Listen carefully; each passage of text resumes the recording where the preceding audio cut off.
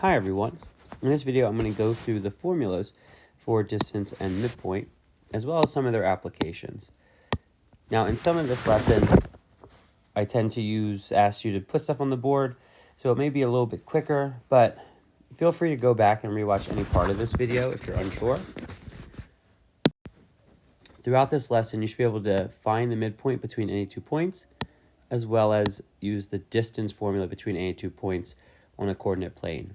Now I am going to show you something by the end of the video that what you can do if you know the midpoint and an endpoint. So let's kind of do a quick review of graphing points. I know many of you already remember this, but it's just important that we're still kind of in the beginning of the school year, that we kind of refresh our memory on how graphing works. So remember, each graphing point has an x and a y coordinate. X always comes first, y always comes second, and if x is a positive value, it goes to the right. If x is a negative value, it goes to the left. If y is a positive value, it goes up, and y is a negative value, it goes down. So if we're going to graph a point like A, 3, 1, I'm going to start at the center of my graph called the origin. That's technically 0, 0. And since the first coordinate is positive 3, I'm going to go 3 to the right and 1 up.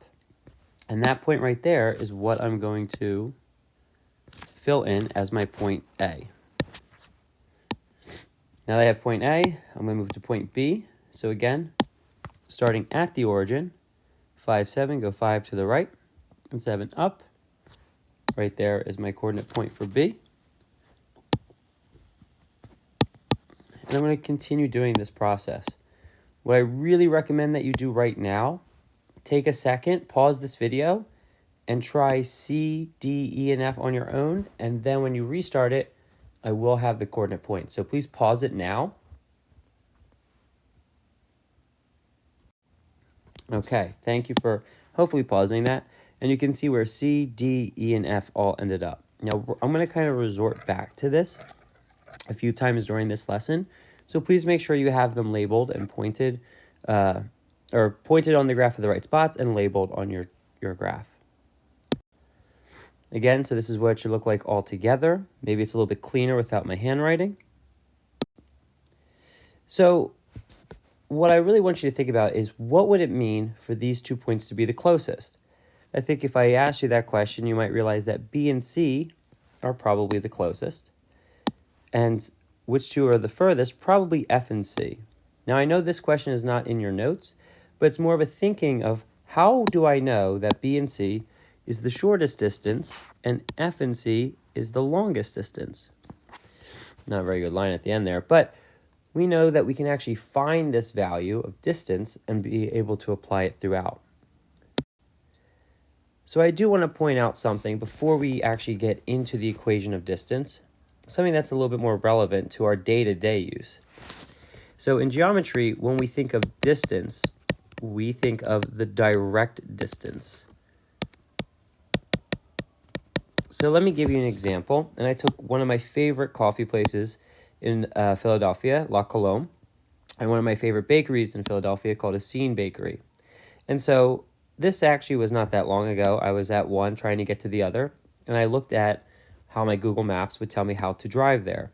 So if I was to drive there, I would have to start at this location at the Essene Bakery, up, go left, go around, up one street, down this way, up and around. I actually have to go up and over, if you can actually see it. It's not a direct thing. And so the idea behind this is, well, we have streets that we have to walk through, and this might be my quickest path there. This is what we refer to in math as taxi cab geometry, because this is not a direct distance. This is a distance that is being structured by movements allowed by a certain pathway, essentially. So we can think of it as a taxi trying to get through the streets. One common application of taxi cab geometry is all your GPS system, especially apps that use it like Lyft and Uber. So that's how we actually use this sort of taxi cab geometry to figure out what is the quickest pathway. But in geometry itself, on the coordinate plane, we might be able to theorize that, like, you can see there's a park here. I could kind of walk through. And if I go down this block, yes, there's another park. I can walk through this way I could probably cut through here, some other side streets, go down this way, probably cut through this side street and another park, and then you can see there's a diagonal there.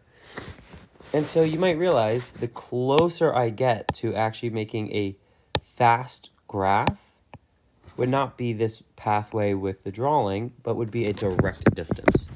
So this is the distance we will be finding in geometry. I know it feels like this slide might be a little bit repetitive, but I want you to know that there's actually different forms of distances we care about in our day-to-day versus something in a geometry class. And if you actually remember in our ABC from last time, we talked about the Pythagorean theorem. Well, in any diagonal, we can form a right triangle, and we can use a squared plus b squared equals c squared. I think we're going to revisit this at the end of our next class as we prepare for our test as another option for a way to find distance on a coordinate plane. So here is your distance formula. This is what I need you to write down in your distance notes. x2 minus x1 squared plus y2 minus y1 squared, and then the square root of that. Now, this will be done in your calculator or your iPhone, and I'll try to navigate you best through this with just trying to explain the buttons on the calculator. But if you are unsure how to do this formula in your calculator or on your phone, please feel free to stop by so I can show you actually how to do it. We're going to use this type of computation throughout the year, so knowing how to do it earlier is better. So let's look at the distance between the two closest points, C and B.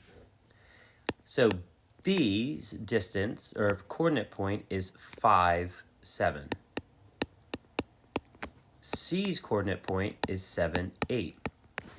If I want to use my distance formula, x2 minus x1 squared plus y2 minus y1 squared, I'm going to label this x1, y1, x2, y2, and I'm going to plug them in directly into my formula. So x2 is 7 minus x1 is 5 squared plus y2 is 8 minus y1 is 7 squared. Now, I hope you're all familiar with the square button in your calculator, but if not, if you're using one of the small, like sort of in-school calculators, there's a number pad right here. And so there should be your 7, it should be up here. Right next to that 7, you should see a little x squared button. That would be how we square everything in the calculator. So 7 minus 5 is 2, and 8 minus 7 is 1. So 2 squared plus 1 squared gets me 5. Now the thing is, I haven't used my square root symbol. So my actual answer is the square root of 5. But again, there's actually something we can use in our calculator. So look back at your calculator. Again, if you see the little number pad here, 7 should be right here, I'm pretty sure. And where there's x squared, you should see right above it in blue, or whatever color your calculator is, you should see a little square root symbol like that. There's a button on your calculator called the second button. And what that does is, any color that matches that button, you have to hit that first, and then that button below it, and you'll get that symbol. So in your calculator, you want to hit second, and then you want to hit the x squared button. Once you hit that, a square root symbol should pop up, and that's when you want to put 5 in. That should get you approximately 2.2 or 2.3. I don't quite remember what value is offhand, but something in that ballpark. So now that I hope you feel comfortable with using and looking for that, let's try this next one together. So now I want to find the distance between the two furthest points, F and C. So F is the coordinate -1, -6. C is the coordinate 7, 8. So again, my formula is x1, y1, x2, y2. And plugging in directly, I get, let me fill these in, pre-fill them in. So x2 is 7 minus -1 plus y2 is 8 minus -6. Be very careful. you do need both negatives in this formula. You cannot just replace them because you already have one. So it actually turns into 7 plus 1 squared, not 8, plus 8 plus 6 squared. And so that gets me 8 squared plus 14 squared. And when I put that into my calculator, I get 260. Okay, so 8 squared is 64, and 14 squared is 196. Now I just have to do the square root of these, and I get my final answer, which is 16.1. There is another one that is on that paper. If you want to check it and look at the completed notes in Schoology, that would be a good way to check your practice. So that might be a good thing to do before you continue with this lesson. Now, I'm not going to go through all of these, but now we're going to kind of turn our discussion into midpoints for a second. So when we think about midpoints, we've already talked about it as the point in the middle. So what if we wanted to meet between A and E? And we can see that it's in a dotted line, so we know that the midpoint would have to be somewhere directly between them like that. But what about C and F? This is a diagonal. We go almost through A, maybe through A. We're probably close to this ballpark. And it's really hard to tell where the midpoint is on a diagonal because it's hard for us to count it. For example, A to E is 5. Half of 5 is 2.5. So I had to find that middle ground right about there. But on a diagonal, it's not as easy because counting diagonally doesn't quite work. So we do have a formula for it. And here is our midpoint formula. It's actually a pretty easy formula to know because if I actually break down what it is, this is really just take the average of x coordinates and then just take the average of the y coordinates. There's nothing really sophisticated with this. All you have to do is think about what is in the middle of the x's, what is in the middle of the y's, and that's it. Now, if you're not sure what I mean by the middle, take this example of getting an 80 and a 100 in your test category. What would be your test average at that point?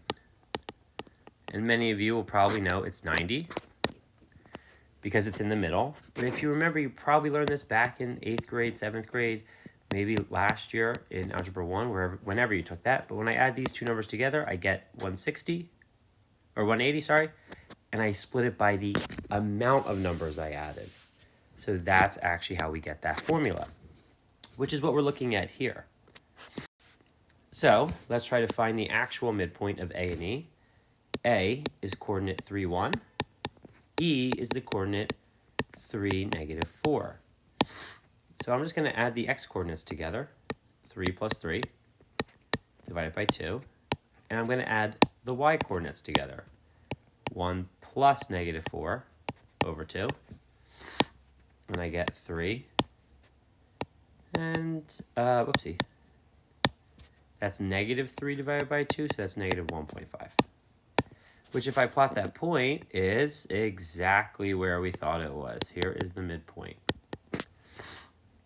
Now let's try it with C and F. So C, again, is the coordinate 7, 8. F is the coordinate negative 1, negative 6. So again, add the x's. 7 minus 1. Oops.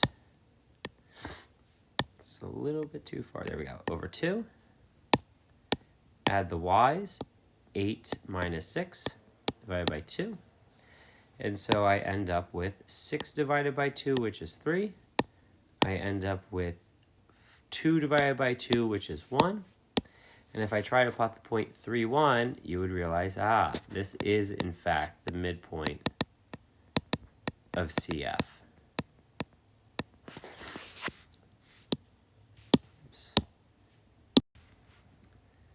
Okay, and the last topic, I'm not going to do all the slides today, but we'll finish it up in our next class, is what if we think about placing the next component when we know where the middle should be. So here's actually a map of Glen Mills, and let's say Starbucks wants to have multiple options when you go down Route 1 for extended periods of time.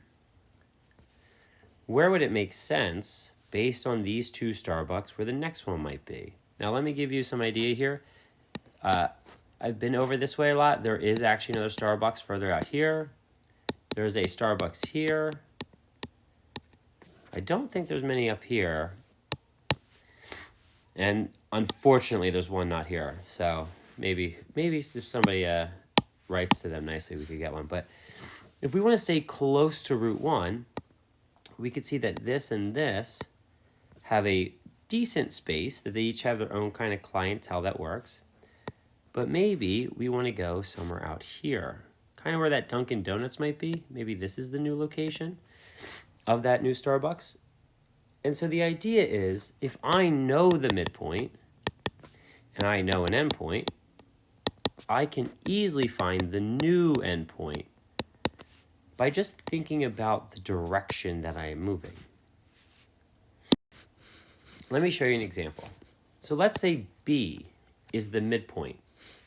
So B is here and C is here. I want there to be a point that exists somewhere, G, so that B is the midpoint and E is the endpoint. I think it should feel pretty obvious that it should be somewhere in this ballpark, right? If I go too far over here, there's no way B is in the middle. If I go too far down here, still B is not in the middle.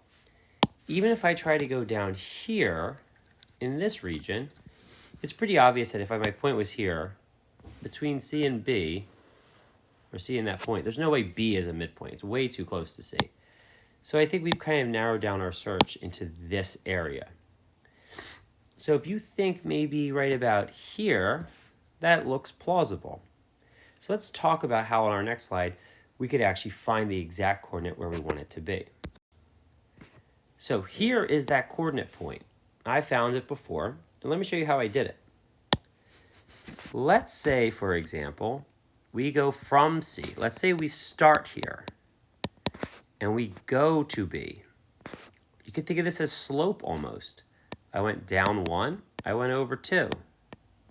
So let's repeat that process. Down 1, over 2. Okay, well, that should make sense. Because if it's the midpoint, it should be basically the same directions to get there from both sides. So here's how I want you to do this. So I prefer the count out formula, or the count out strategy. I'll show you the formula strategy after. But let's say C is here. Let's say B is here. And let's say G is here. Now granted, I'm actually not even using the entire chart. I just want to make a line. C is at the coordinate 7, 8. B is at the coordinate 5, 7. Okay, so let me clear this out. So we know this coordinate, we know this coordinate, we got to find that coordinate. So let's think about how we moved. From C to B, from 7 to 5, I went down by 2. So for my next new x coordinate, I'm going to subtract 2 again. So that's going to give me 3. Now let's think about it in the y-axis direction. If I go 8 to 7, that's a -1. Repeat that process. I get 6. And so we got the coordinate 3, 6. And if I look, 1, 2, 3, 1, 2, 3, 4, 5. Ah, there it is. There's G. So we know a quick way to do this without actually a lot of math. All we have to do is just kind of count it out. Now, if you are a formula person, here's an alternate strategy. It's not one that I actually would recommend. I think this is harder than it needs to be. But remember, our formula is x1 plus x2 over 2 is the midpoint for x, and y1 plus y2 is the midpoint for y. So with that in mind, we know one of the x values and we know a midpoint. So let's take this formula and go 7 plus x divided by 2 needs to equal 5, because one endpoint plus the other unknown endpoint divided by 2 should be 5. So I can solve this equation, multiply both sides by 2. 7 plus x equals 10, minus 7, I get 3. Same thing with y. Let's take the one y endpoint I know, plus the other endpoint I don't know. And if I divide those by 2, it should be my midpoint. So let's solve that. Multiply both sides by 2. 8 plus y equals 14. Subtracting 8 from both sides, I get 6. So by solving, I got the coordinate 3, 6. So you can see it's the same coordinate. Again, I think this system works a little bit better, but you can choose either one, as they're both options for you. Okay, so I hope that was helpful. Please feel free to go back and watch any part of this video. I will be happy to answer questions, but please be aware that after this video, you should be able to both find the distance and the midpoint of any 2 points on a diagram or not. Now, there is some problems I want you to try on a practice sheet. If you did not get that practice sheet yet, please look for that in Schoology. It should look like 8 problems on the front and 2 problems on the back. I want you to do numbers 1 through 6 and 9 on the practice sheet. Okay, so you can also find it on Schoology, and you can just do it on a piece of loose leaf and submit it that way. Please have that ready for our next class. If you did not finish any of your ABCs, there is a new one due today as well, which is equation solving. So please make sure you work on that if you have not already. Have a good weekend, and if you have any questions, let me know.